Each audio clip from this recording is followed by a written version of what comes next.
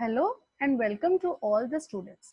Here we are in the process of understanding various properties of metals and non-metals through different examples and experiments. We have already learned that metals and non-metals react with oxygen to form respective oxides. Metals react with oxygen to form metallic oxides that are basic in nature, and non-metals react with oxygen to form non-metallic oxides that are acidic in nature.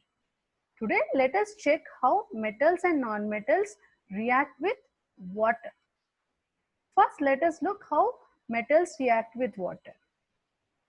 Metals react with water to form metal hydroxides, and hydrogen gas is also evolved in this process. Some metals react vigorously with water, for example, sodium, and others do not do so. Example is iron. It reacts very slowly with water. Let us see this example of sodium.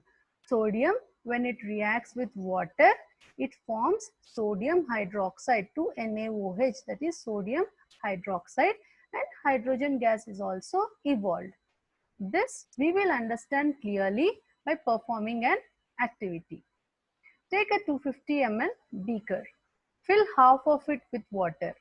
Now carefully cut a small piece of sodium metal, dry it with filter paper and wrap it in a cotton piece. Now place the sodium wrapped in a cotton in the beaker. Now if we observe carefully, we can see that sodium reacts vigorously with water. After the reaction, if we touch the beaker, we can feel that it is hot. This is because it is an exothermic reaction. That means heat is evolved during the process of reaction. Now, if we have to understand the nature of the solution that is formed, we have to dip blue and red litmus paper into the beaker. We can see that red litmus turns blue. With this, we can understand that sodium hydroxide that is formed during this reaction is basic in nature. As we have learned, sodium metals react vigorously with water and heat is generated. You can see this here. In sodium, when it is put in water, it burns vigorously. That is the reason sodium is stored in kerosene. This is about reaction of metals with water. Now let us see reaction of non-metals with water. Generally, non-metals do not react with water. This is because of this nature, non-metals like phosphorus, which are very reactive and catch fire when exposed to air, are stored in water because they do not react with water. Let us learn one more term here, corrosion.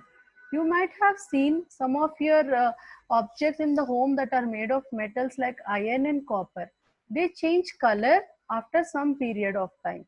This is because surface of some metals gets corroded when exposed to moist air. The water that is found in the air, that moist air, it reacts with these metals, and this process is called corrosion.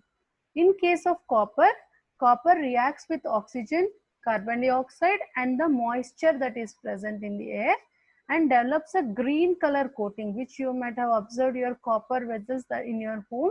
The green color is because of the formation of copper hydroxide and copper carbonate.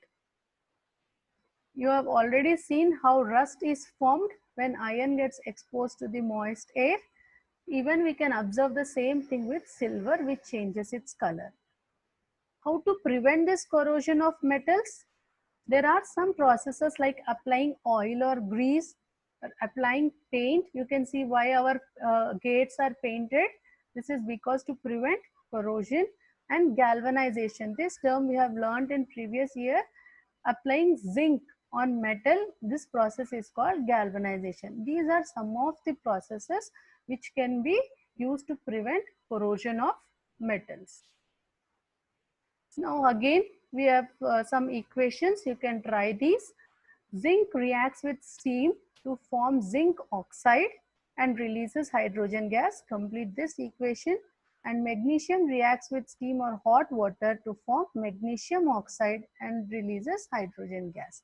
You can refer to your textbook and you can write down if you have any doubts or queries and complete the assessment sheet in the end. So with this, we will complete reaction of metals and non-metals with water. The next session, we will learn how metals and non-metals react with acids. Thank you.